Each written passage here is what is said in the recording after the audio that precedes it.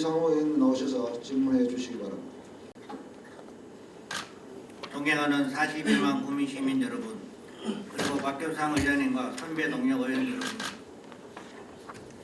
김장호 시장님과 관계 공무원 여러분, 그리고 함께해 주신 방청객 여러분, 안녕하십니까. 인동진미지역구 출신, 현재 기획행정위원회에서 활동 중인 이상호 의원 인사드립니다.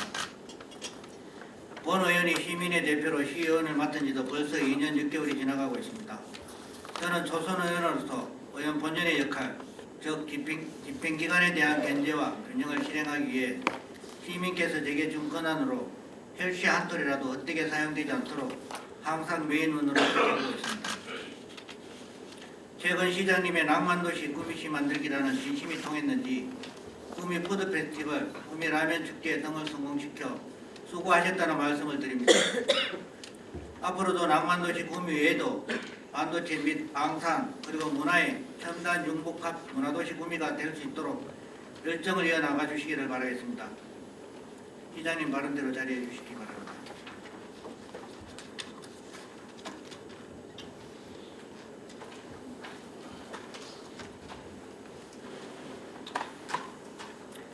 시장님 첫 번째 질문입니다.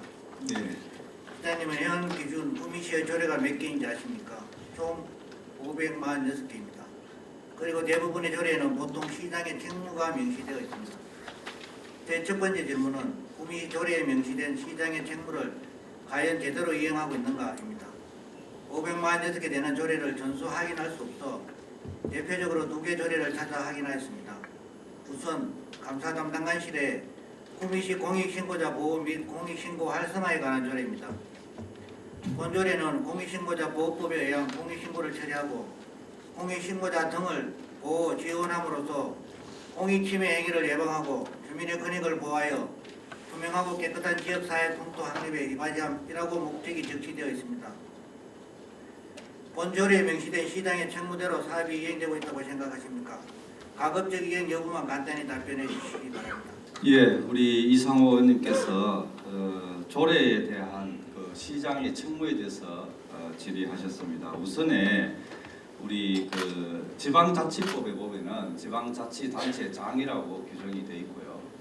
지방자치단체장은 지방자치단체를 대표하고 그 사무를 총괄한다고 되어 있습니다. 그래서 그 사무라는 것은 지방자치단체의 고유 사무가 있고 국가나 도에서 위임 사무가 있습니다. 그 있고 그 지방자치단체장은 그 법령의 범위 내에서 그 고유 사무나 국가 위임 사무에 대해서 직접 처리하거나 또 그 보조기관, 소속 행정기관, 하부 행정기관에 위임해서 처리할 수 있고 또 민간의 일부 또 위탁하는 경우도 있습니다.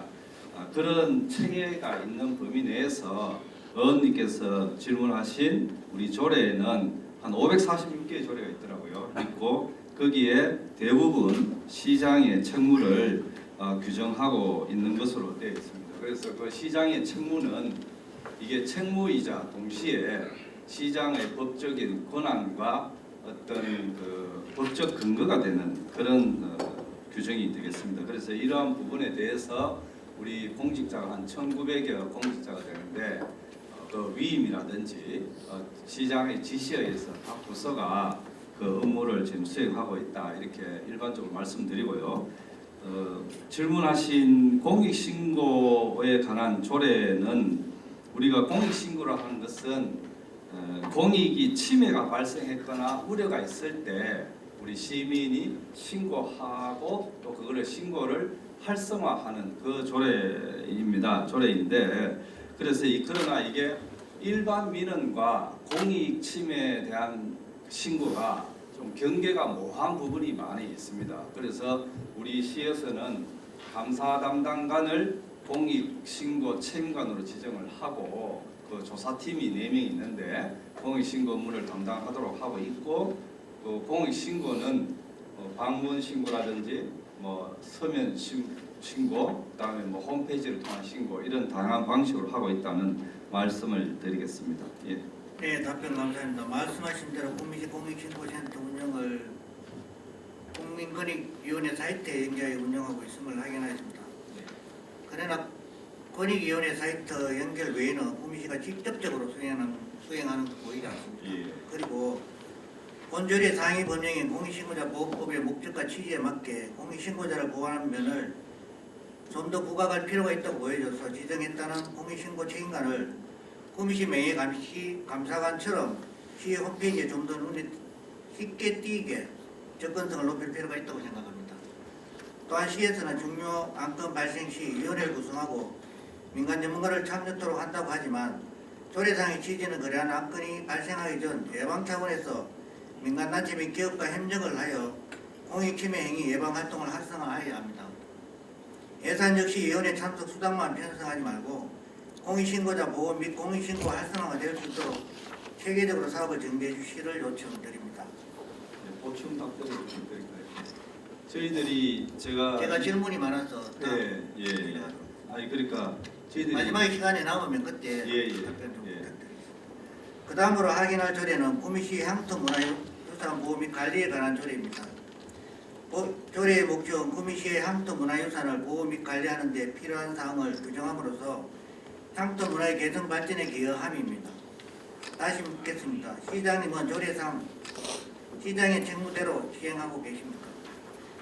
예, 우리 의원님께서 우리 향토문화유산 관심 가지고 감사드리고 그 조례가 아마 제가 자료를 보니까 23년도에 의원 발의돼 가지고 향토문화유산 보호 및 관리에 관한 조례가 제정이 된 걸로 되어 있습니다. 거기에 보면 시장의 책무는 향토문화유산의 보호 관리 및 활용에 있어 원형을 유지하도록 노력하고 또 보호 관리 활용을 위한 시책을 실시해야 된다 이래 되어 있습니다. 그래서 그 조례가 작년에 됐기 때문에 원래 이제 시행 규칙을 제정을 했고 그 시행 규칙에 따라서 향토문화유산위원회를 지금 현재 공개 모집 중에 있고 우리가 향토문화유산은 정말 우리 지역의 구미시의 전통과 역사와 뿌리입니다. 그래서 그것을 조례 제정 전이라도 우리 구미시에서는 한 최근 5년간 보니까 한 200억을 투입을 해가지고 황상동 고분군, 낙산리 삼청석탑, 쌍안고택 등 투자를 하고 있고 특히 국가 프로젝트인 3대 문화권 사업에도 우리 구미시가 적극 대응해가지고 성리학 역사문화관, 그다음에 신라 불교 최전지 그게 한 251억, 200억 이런 것을 건립을 추진한 바가 있고요. 또 지역에 전통 사찰이 8군데가 있더라고요. 거기에도 매년 한 5억 정도 사업비를 들어서 보존 관리하고 있다는 말씀을 드리고 의원님께서 말씀하신 조례 제정 이후에도 우리가 금호서원이라든지 낙산리 고분군, 최미정 등 이런데 예산의 범위 내에서 이번에도 한 94억 정도 23조에 썼고 또 내년에도 대둔사 복장유물 보존 처리 사업, 또 약산, 석조열애 자산 주변 정비 등 22개 사업에 한 50억 정도 투입될 계획으로 있고요. 이외에도 우리 구미시에서는 시장으로서 향토문화유산을 추가적으로 발굴하고 하기 위해서 창랑 장택상 선생 고택에 대해서 연구 용역 이번에 아마 예산이 선 걸로 알고 있습니다. 또 선산 남산 봉수지, 또 왕산 의선생 수목적 이런 거에 대해서 국가유산 이런 거를 질문이 많아서 짧게 간단하게 부탁을 드리겠습니다. 그래서 의원님이 걱정하시는 우리 향토문화유산에 대해서 시장으로서 최선을 다하겠다 그렇게 생각합니다. 예, 답변 감사합니다. 조례 제정이 되었다면 조례 내용대로 처리하는 것이 중요합니다. 그러나 담당 부서에서는 아직 그 무엇 하나 추진하지 않았습니다. 위원회 구성도 가장 중요한 실책도 말입니다. 위원회가 구성되어야 향토문화유산을 지정할 수 있습니다. 게다가 포항시의 경우 동일 조례를 2015년 5월 6일 제정 후 국가 및 도지정보다 많은 94건 향토문화유산을 지정하고 22년부터 직권으로 55건을 새로 지정하고 연간 예산 6억 원을 편성하는 등 적극적으로 향토문화를 지정 및 보호 관리하고 있습니다. 이 점 참고하셔서 향토문화유산 업무에 만전을 기해 주시기 바랍니다. 예, 지금 이제 위원회 곧 구성되니까 제가 걱정 안 하셔도 그렇게 하도록 하겠습니다. 제가 서두에 시장의 책무에 대해서 강조하는 이유는 오늘 본의원의 시정 질문 주제가 바로 시장의 책무이기 때문입니다. 앞으로 제가 4가지 사안에 대해서 질문을 할 것이고 그 주안점은 시장의 책무 이행 여부가 되겠습니다. 두 번째 질문입니다. 두 번째는 관내에 설치된 다목적용 CCTV, 즉 폐쇄로 관련입니다. 집행기관으로부터 받은 자료에는 CCTV가 관내 총 4,732개가 설치되어 있으며 최근 3년 기준 매년 평균 230여대를 신규 설치하고 매년 평균 280여대를 교체하고 있습니다. 그리고 여기에 들어간 예산이 연간 총 17억 원 이상입니다. 그런데 문제는 CCTV 조달 업체였습니다. 22년에는 A라는 한 개 업체가 신규 카메라를 모두 설치하였는데 24년에는 갑자기 A 업체를 포함하여 모두 5개 업체에 조달 또는 2단계 입찰로 구매가 이루어졌습니다. 갑자기 여러 업체를 통해 구매한 이유를 집행기관에 물어보니 돌아온 답변은 어느 지역 업체에 골고루 구매를 한 것이 무엇이 문제입니까? 였습니다. 그러나 본 의원이 확인한 바로는 그 5개 업체 중에 2개 업체는 관내 업체가 아니었고 경산 및 안양에 본사를 둔 업체였습니다. 거짓말이었죠. 또한 그 중요한 시장 논리를 봤을 때 가장 저렴한 가격을 제시한 B 업체로 전량 구매하였다면 총 1억 6천만 원가량 예산을 아낄 수 있었습니다. 시장님께 묻겠습니다. 관내 CCTV 구매 실태에 대해서 어떻게 생각하십니까? 예, 의원님께서 CCTV에 관심 가져 감사하고요. 시장의 책무에 대해서 물으셨는데 저게 시장의 책무인지는 정확하게 모르겠는데 시장의 책무는 시민들의 생명과 재산을 보호하는 게 제1번입니다. 그 시민들의 생명과 재산을 보호하기 위해서 요즘 이제 디지털 시대에 CCTV가 범죄 예방이라든지 사고 기록, 그다음에 재난 상황 모니터링 등 이런 걸 통해서 시민들의 안전하고 생명을 보호하는 데 좀 인기를 끌고 있고 전국적으로 확산되는 추세입니다. 그래서 그 데이터를 보니까 우리 실시간으로 바로 검색하는 게 23년도에 한 76건, 24년도에 68건이나 되고 있어 효과에 대해서는 아마 증명이 된 게 아닌가 싶고 그런 연유로 의원님 말씀처럼 우리는 한 4,732대가 설치되어 있는 걸로 되어 있고요. 금년에도 한 205대를 설치했고 또 지금 읍면에서 많은 수요가 있는 것도 사실입니다. 그 구매와 관련해서는 저는 지역업체가 되도록 해야 된다. 항상 강조를 하고 있습니다. 왜 우리 예산을 다른 지역 있는 업체에 주느냐. 지역에 업체가 있으면 무조건 지역업체 주는 방법을 연구해라. 법 테두리 내에서 이렇게 지금 지시를 하고 강조를 하고 있습니다. 이 CCTV뿐만 아니라 다른 분야, 뭐 공사, 뭐 어디든지 간에 지역업체가 할 수 있는 것은 지역업체가 할 수 있도록 해라. 그래서 우리 지역의 경기를 살려야 된다. 이렇게 방향을 정하고 있고요. 제가 이제 그래서 밑에 그 법을 찾아보라 했더니 CCTV 설치는 이제 공사하고 그 CCTV 자재 구입 2개로 나눠지더라고요. 이런데 공사는 1억 6천구까지 이하는 관내 입찰, 자재는 1억 미만까지는 조달청 구매, 1억 이상은 뭐 경쟁 입찰돼 있는데 우리는 어쨌든 지역업체를 주기 위해서 업무별로 권역별로 해서 분리 발주를 하고 있는 그렇다는 말씀을 드리고 이런 걸 통해서 지역업체 육성이 돼야 된다 이렇게 생각하고 의원님께서 그 한 개 업체만 하다가 뭐 4개 업체인가 5개를 왜 나눠줬느냐 하시는데 CCTV는 그 위치, 그다음에 가격, 그 설립 목적, 그다음 주변 환경 이런 거를 종합적으로 검토해 가지고 또 CCTV는 그 기술에 따라서 뭐 저도 정확히 모르겠어요. 조도 또 뭐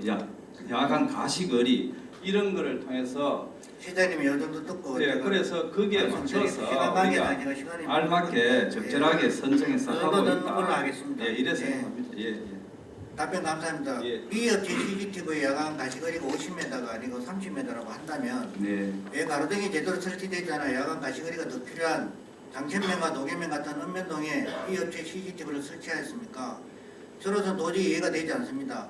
시장의 책무는 정해진 예산으로 최대 효과 그리고 최적의 효율을 올리는 것이라고 생각하는데 시장님 도대체 관내 필요한 물품 구매 기준이 무엇이고 지역 경제 살리기인지 예산의 효율성인지 자유시장 경제 논리인지 시장님 답변 부탁드립니다. 당연히 지역 경제를 살려야 되고요. 동시에 예산의 효율. 지역 경제 살리면서 예산이 그래서 많이 들어가도 장천이든 어디든 간에 거기도 그 목적, 그 CCTV의 목적과 주변 환경을 봐가지고 주변 환경을 봐서 최적화, 가시거리가 30m 예, 되는 거를 읍면동에 배치하는 게 맞습니까? 읍면동이라고 뭘 해야 됩니까? 그 골목이라든지 가시거리가 그, 예, 이게 면 단위로 가면 가로등이 제대로 없습니다. 네. 이 가시거리가 50m인 걸 해야죠. 근데 30m로 지금 설치 운영하고 예. 있습니다. 그거는 시장이 제대로 우리 자료를 실무자들이 좀 파악하시고 아니, 답변을 그러니까 그런 부탁드리고요. 실무자들이 의원님 걱정하시는 거 충분히 이해하는데 그 위치가 뭐 어딘지에 따라서 50m짜리도 할 수 있고 아닙니다. 30m짜리도 읍면동에 다 할 수 30m로 있고 돼 있습니다. 그렇게 데이터를 좀 보시고 예, 나중에 따로 답변 드릴게요. 예, 알겠습니다. 그러나 여기서 한 가지 더 궁금한 것이 있습니다. CCTV 교체 관련인데요. 물론 CCTV는 사용연한 종류 교체하시겠죠.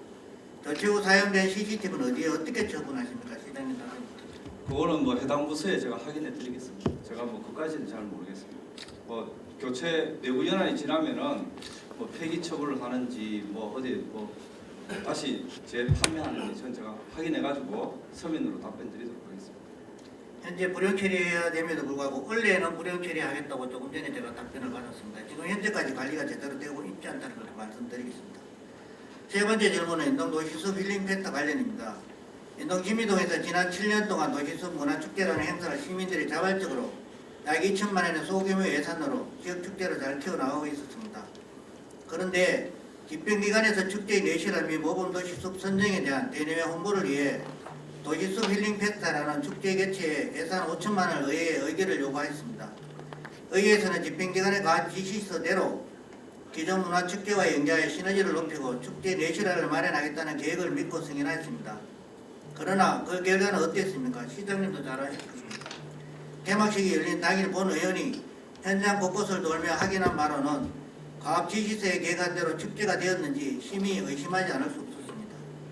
시민 참여 걷기 행사, 숲 관련 체험 및 전시 프로그램 진행, 그리고 인근 상권 소비 활성화 이벤트 등 모든 행사의 진행이 예산 투입된 만큼 매끄럽게 진행이 되었습니까? 주민들의 원성을 들어보셨습니까? 시장님 답변 부탁드립니다. 예, 우리 의원님께서 인동 도시숲 힐링 페스타 관련해서 또 문화축제 관련해서 말씀을 주셨는데 우선에 인동 도시숲은 2009년도에 산림청 예산을 받아가지고 인동 대로변에 한 5km 정도 되는데 참나무, 티나무 심어가지고 지금 굉장히 잘 조성이 되어 있습니다. 공기 정화 기능도 되고 또 소음을 흡수하는 기능도 되고 또 시민 여유 공간도 제공하고 그래서 22년도에 모범 도시숲도 아마 인정을 받은 것 같습니다. 그런 연으로 이것을 지역 자원을 잘 활용해서 인동 도시숲 축제라는 읍면동 축제를 아마 8회째 하고 있는데 그 도시숲 축제가 8회째 하고 있는데 거기에 우리 시에서 추가적으로 한 4,500만 원의 예산을 들여서 그 인동 도시숲 문화축제를 더 활성화하기 위해서 아마 힐링 페스타라는 그 타이틀을 지어가지고 그 탄소 중립에 대한 홍보, 또 환경 기후 위기에 대한 어린이들에 대한 교육의 현장 뭐 이런 걸 하기 위해서 많은 지역 청년 예술가 4명을 동원하고 설치 미술, 뭐 산책 프로그램, 숲속 놀이터, 에코마켓, 숲속 극장 이런 콘텐츠를 많이 했는데 뭐 그날 우천 비가 많이 왔습니다. 와서 아마 참여가 좀 저조한 거 아니냐 이런 생각을 하고요. 저는 이렇게 생각합니다. 인동 지역의 그 도시숲 문화축제도 저는 바뀌어야 된다고 생각합니다. 저는 그래가지고 그게 되겠습니까? 5시에 행사 축제 마치는데 3시에 개막식하는 그런 행사가 있습니까? 10시에 해야 되지. 하루 하는데. 그건 저는 그거부터 잘못됐다고 보고 내년부터는 그거부터 바꿔야 되지 않느냐 싶고 의원님께서 이 힐링 페스타가 예산에 대비해서 좀 참여라든지 이게 저조했다 그런 부분에 대해서는 아마 비도 많이 왔고 또 처음이고 이런 것도 있고 그러나 우리 시에서는 인동의 읍면동 축제 제가 다 확인해 봤습니다. 읍면동 자체 축제에 시의 예산을 들여서 축제를 연계하는 것은 인동 도시숲 축제밖에 없었다. 근데 이 힐링 페스트하고 도시숲 축제가 잘 이렇게 뭔가 이렇게 시너지가 내는데 부족한 것은 앞으로 더 보완 발전해야 된다 이래 생각을 합니다. 네, 답변 감사합니다. 시장님께서는 우천으로 시민들이 참여가 저조했다고 말씀하시는데 일례로 제가 비가 오는 당일 도시숲 산책 숲으로 체험에 참여하는 시민을 한 명 한 명 카운팅을 했습니다. 예산이 5천만 원인데 계획에는 사전 접수 150명 대상이라고 되어 있었고 제가 종료 1시간 전 카운팅하기로는 총 67명이 참여했습니다. 물론 비가 와서 참여가 저조하였다고 할 수 있습니다만 우천시를 대비한 풀림비를 마련한다든가 그 도시숲 문화축제는 2천만 원인데도 불구하고 1천만 원 다 설치를 했습니다. 도시숲 펜트는 설치를 안 했습니다. 아니면 현장 천막 추가 설치 등 이에 대비하는 흔적이 전혀 보이지 않았다는 점을 지적하는 것입니다. 대한민국 모범 도시숲 컨셉의 가로수길 문화축제가 이렇게 부실하게 운영되어서 어떻게 의회에서 믿고 예산을 승인하겠습니까? 회장님, 성공리에 마친 야시장, 구미푸드 페스티벌, 구미라면 축제에만 집중하면서 다른 군소축제나 지역행사는 너무 부실하게 운영하여 축제를 방치하는 것은 아닌가요? 대형 축제의 영향으로 다른 근역의 소상공인들은 매출이 뚝 떨어진다고 합니다. 네 번째 질문입니다. 예, 우리 지역에 이번 사안은 제가 제276회 제1차 본회의 5분 자유발언을 통해 제시한 민간위탁 감사 이행 관련입니다. 제5분 자유발언 이후 집행기관의 민간위탁 감사 이행 여부를 승인한 행정사무감사 때 재확인하였습니다. 확인 결과 대부분의 민간위탁 해당 사무부서에서는 연일 이상 감사 실시라는 의무 규정을 지키지 않고 있었습니다. 본 의원의 요구에 따라 뒤늦게 총무과에서 전 부서의 구미시 민간위탁 사무감사 세부 추진 절차 통보 및 결과 제출 요청 공문을 발송하고 해당 부서로부터 결과를 받도록 하였으나 이마저도 결과를 제출한 부서는 몇 개 부서에 불과하였습니다. 놀랍지 않으십니까? 조례에 분명히 규정한 감사 실시 여부를 해당 부서가 지키지 않는데 어떻게 시장이 그 책무를 성실히 수행한다고 믿을 수 있겠습니까? 거기에 더해 한 가지 지적할 것은 바로 민간위탁 사업 절차 관련입니다. 우리 시의 민간위탁 관리 지침에는 신규 위탁이든 재위탁이든 민간위탁관리위원회 또는 선정심의위원회에서 적정성을 검토한 후 예산부서 합의하고 의회 동의를 득한 후 수탁기관을 선정하면 그 결과를 공고하도록 되어 있습니다. 그러나 본 의원이 확인한 바로는 구미시 정책연구위원회 운영 및 정책개발 기능 강화 사무 민간위탁 사업자 선정 결과를 24년 9월 23일자 공고하였는데 민간위탁 동의안은 24년 10월 16일에 개최된 제281회 임시회에 상정하는 코미디를 연출하였습니다. 선정된 수탁기관을 사전에 공고하고 의회의 민간위탁 동의안을 뒤에 올리는 저희를 무시라고 의회에서 받아들여야 합니다. 시장님 답변 부탁드립니다. 예, 그 민간위탁에 대해서 관심을 가지고 감사드리고요. 민간위탁이라는 게 뭐냐 하면 모든 사무는 자치단체가 직접 수행하는 것을 원칙으로 하고 있습니다. 그러나 모든 사무를 자치단체가 직접 하게 되면 공무원을 많이 뽑아야 되고 또 전문성도 약하기 때문에 민간의 전문적인 영역을 활용을 하고 그 공무원 채용을 최소화해서 효율적인 운영하고 민간의 전문 영역도 활용하는 이중의 그런 효과가 있기 때문에 민간위탁이라는 제도가 있고 자치단체, 지방 아까 모두에 말씀드렸지만 지방자치법 또 조례에 의해서 민간위탁 조례가 운영되고 있습니다.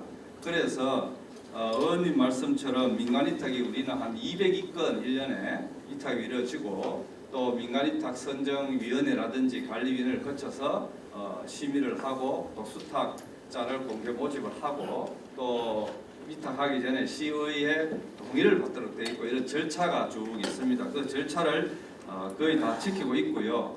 특히 이제 감사에 대해서 질의하셨는데 그 이후에 우리 시에서는 부서에서 제일 잘 알기 때문에 민간위탁에 대해서 1년에 1회 감사토록 지금 하고 있고 지금 감사를 한 데도 있고 지금 사업이 12월이기 때문에 완료되지 않은 그 위탁에 대해서는 내년 2월까지 아마 감사를 하지 않을까 하도록 되어 있고요. 감사를 할 것이고 그런 부분에 대해서 또 앞으로 민간위탁에 대한 지침을 또 더 개정해서 감사 결과를 공개한다든지 뭐 이런 투명하게 하기 위해서 최선의 노력을 다하겠다는 말씀을 드리겠습니다. 의원님께서 지금 걱정하시는 그런 부분에 대해서는 우리 집행부에서 좀 더 책임감을 갖고 하겠다는 그런 말씀을 드리겠습니다. 네, 답변 감사합니다. 또한 우리와 가까운 이 강력시의 경우 민간위탁 조례의 감사와 관련하여 해당 부서의 감사와 별도로 감사부서의 감사를 실시할 수 있도록 근거를 마련해 놓았고, 그와 관련하여 민간위탁 관리 및 감사 지침에 굉장히 구체적이고 세세하게 개념과 절차 등을 규정해 놓았습니다. 우리 시가 A광역시처럼 해당 부서의 감사 외에 감사부서의 감사 모두를 이행하지 못할 망정 최소한의 연일의 이상의 해당 부서 감사는 실시해야 하는 것이 아닙니까? 사전 답변서에 논의 최초로 사업주관부서의 감사 의무를 명시하고 절차, 사업관리 결과 공개 등의 사항을 포함한 상세한 지침을 준비하고 있다고 말씀을 하셨습니다. 민간위탁 담당자가 관리하고 감사를 시행한다? 감사다운 감사가 진행될까요? 의문입니다. 우리 구미시는 40만의 기초단체고요. A 광역시 어딘지 모르겠지만 우리 구미시의 민간 위탁을 받아서 할 기관의 어떤 자원과 풀 단체가 그렇게 광역 단체만큼 많지 않습니다.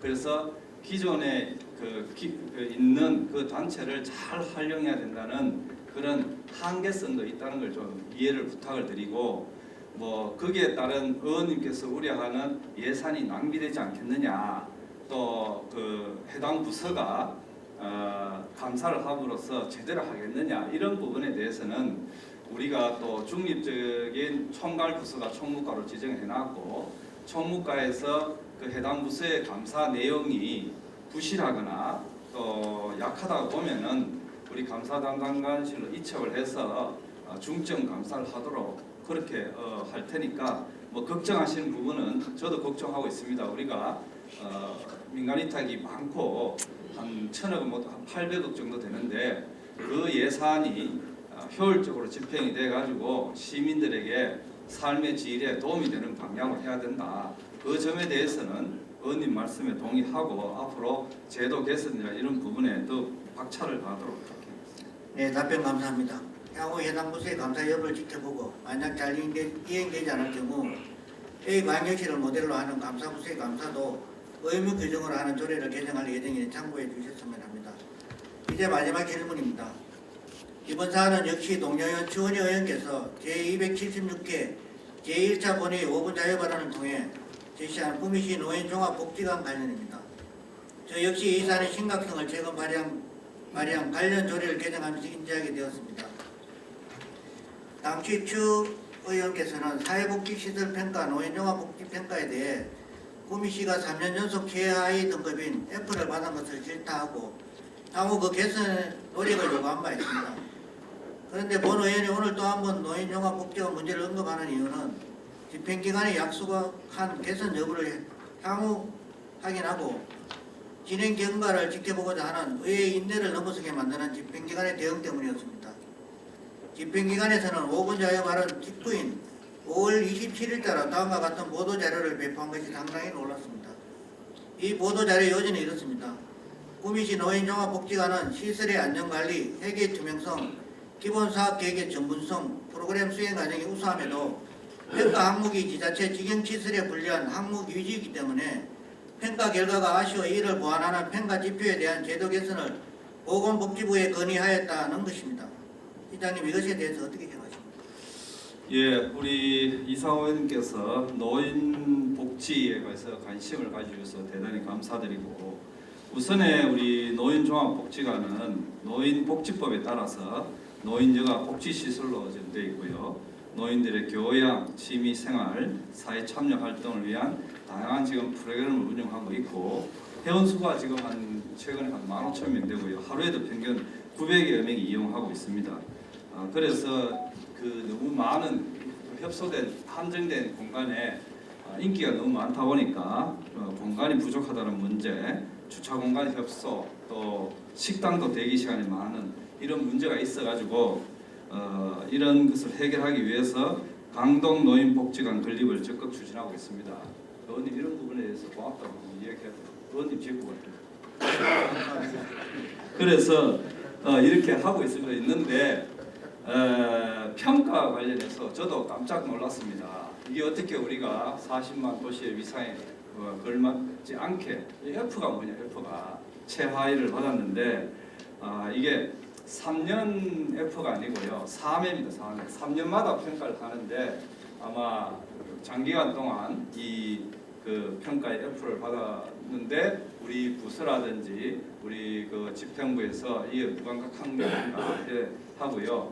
제가 구체적으로 그걸 따져 보니까 이게 보건복지부 이게 그 사회복지사업법에 따라서 보건복지부 장관과 경북도지사가 3년마다 평가를 하는데 저는 직영과 위탁을 구분해서 평가해야 되는 게 저는 맞다고 봅니다. 그런데 이 지표는 뭐 직영하고 위탁하고 뭐 구분 없이 하다 보니까 사실 공문이 지금 나가 있습니다. 우리가 직영이다 보니까 공문이 나가 있다 보니 안방 기르도 2년 되면 들어오게 되고 이게 순환을 하게 되는 문제, 또 충원이 좀 다소 적은 문제, 또 직영하다 보니까 우리가 노인복지시설인데 후원금을 못 받습니다.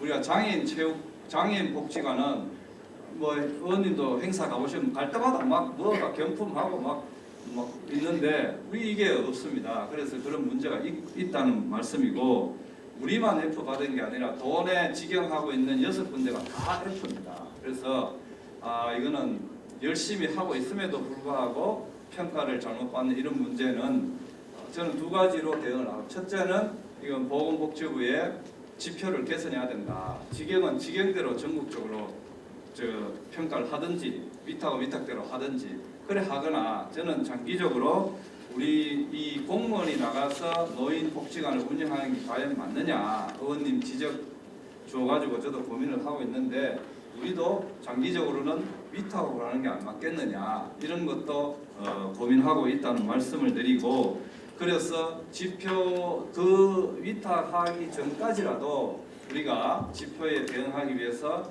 사회복지사를 지금 충원을 했고 또 복지직도 한 명 충원했고 이렇게 하고 있다는 말씀을 드리고요.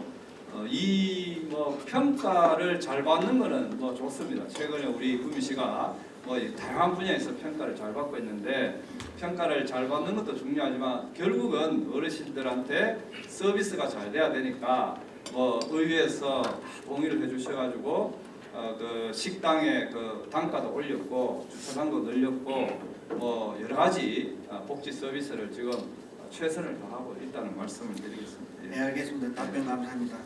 그러나 시장님 먼저 정부에서는 24년 평가를 위해 이미 22년 5월에 평가지표 안에 대한 의견을 수렴하여 그해 12월에 평가지표 설명회를 갖고 평가지표를 개정하였습니다.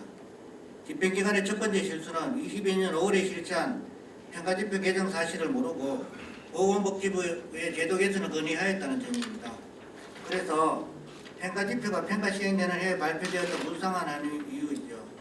부끄러운 것은 국민 시민의 몫입니까? 또한 24년도 평가지표 개정 전에도 광주광역시의 강진구와 전남 강양과 나주 등은 지자체 직영시설임에도 불구하고 평가 등급을 A를 받았습니다. 물론 과거 평가지표로 인해 지자체 직영시설이 대체로 위탁시설보다 평가를 낮게 받아 그 연관성이 없다고는 볼 수 없지만 그럼에도 불구하고 3년 연속 F를 받은 것은 납득할 수 없는 사실입니다. 더불어 한 가지 더 확인하고 싶은 것은 대한노인회 관련입니다. 노인회 사무실 운영이 노인종합복지관 운영에 부합합니까? 답변 부탁드립니다. 예, 노인종합복지관은 노인복지법에 따라 가지고 그 운영 시설이고 대한노인회 구미시 지회가 노인종합복지관 내에 한 33평 규모로 지금 이제 입주해 있습니다. 이 지회는 우리 경로당이 한 428곳 있고 또 회원수가 한 14,800명 되는 있는데 이런 데에 대한 여가 프로그램, 일자리, 취업발전 이런 거 있습니다. 그래서 우리가 구미시에서 공간이 많이 있으면은 별도로 해주면 좋겠지만 지금은 그 안에 입주하고 있다는 저도 그거는 좀 안타까운 거고요. 그래서 지금 아까도 말씀드렸지만 더군다나 지금 어르신들이 많이 이용하기 때문에 복지관 의원님도 가보셨겠지만은 복지관이 너무 이렇게 밀집도가 높습니다. 그래서 저희들도 고민을 하고 있다는 말씀을 드리고 그래서 구미시 지회에 대해서도 우리가 이게 연계되어 있는데 청생 역사문화공원이 빨리 조성이 되면은 민속관을 그쪽으로 옮기고 민속관이 노인지회하고 같이 앞에 있으니까 그쪽으로 노인지회를 옮기는 방안을 내부적으로 검토하고 있다는 말씀을 드리겠습니다. 그래서 서로 연계되고 상생되도록 그렇게 하도록 한번 연구를 해보도록 하겠습니다. 네, 답변 감사합니다. 그러나 2024년 노인보건복지사업 안내 1권 지침 132쪽에는 시설 내에 노인단체 등 고유목적 사업에 부합하지 않는 시설 공간이므로 설치가 불가하다고 명시되어 있습니다. 현재 2층엔 대한노인의 구미시지회 사무실과 지회장 사무실이 운영되고 있음을 확인하였습니다. 제 질문이 이제 끝났습니다. 시장님 자리로 돌아가시죠. 네, 마지막으로 좀 말씀드리겠습니다. 우리 그러니까 별도로 사무관이 있으면 좋겠지만 지금 당장 노인의 지혜를 어디 이 운동설 안에 내보낼 때도 없고 그래서 우선은 그 유사한 성격이 맞기 때문에 있고 조만간에 방안을 개선하도록 그렇게 하겠습니다. 네, 그가 되겠습니다. 어쨌든 수요자 맞춤의 노인 복귀가 되도록 부탁을 드리겠습니다. 네, 그렇게 하겠습니다. 네, 고맙습니다. 오늘의 시정 질문 주제는 시장은 과연 조례에서든 행정운영 어디에서든 그 책무를 성실히 이행하였는가였습니다. 이 주제로 정한 이유는 집행기관의 행정 실행에 있어 보다 더 기본 원리에 입각하여 수행하기를 바랬기 때문입니다. 부서별 조례는 대략 10여 개에 불과합니다. 조례만 제대로 숙지해도 시민들의 복리정신이 나아진다고 확신합니다. 시장님의 시정을 수행함에 있어 법률과 조례를 더 중히 여기시기를 촉구드립니다. 구미 시민은 유능하고 능력 있는 공무원을 가질 권리가 있다고 생각합니다. 마무리 발언으로 최근 기사 하나 소개해드릴까 합니다. 농심이 라면 공장 신설을 위해 부산에 2천억 원을 투자하는 데 비해 구미에서는 라면 축제를 통해 혜택만 받을 뿐 저소득층 가정에 겨우 700만 원어치의 라면을 개정했다는 기사를 접하고 오직 축제 활성화만을 위해 내실 없이 시민의 혈세가 헛되이 쓰이는 게 아닌지 의구심이 들었습니다. 축제를 진행하시더라도 이런 목소리도 귀 기울여 좀 더 내실 있게 구미시 발전을 위해 진행해 주시기를 부탁을 드립니다. 여러분, 지금 나라가 어지럽고 큰 변화의 정점에 서 있습니다. 이럴 때일수록 마음을 다잡고 함께 이 고비를 슬기롭게 극복해 나가야겠습니다. 장시간 시정 전반에 대해서 답변해 주신 시장님께 감사드리며 공감해 주신 동료 의원님 그리고 존경하는 시민 여러분께 감사 말씀드리면서 이것으로 시정 질문을 마치겠습니다. 감사합니다.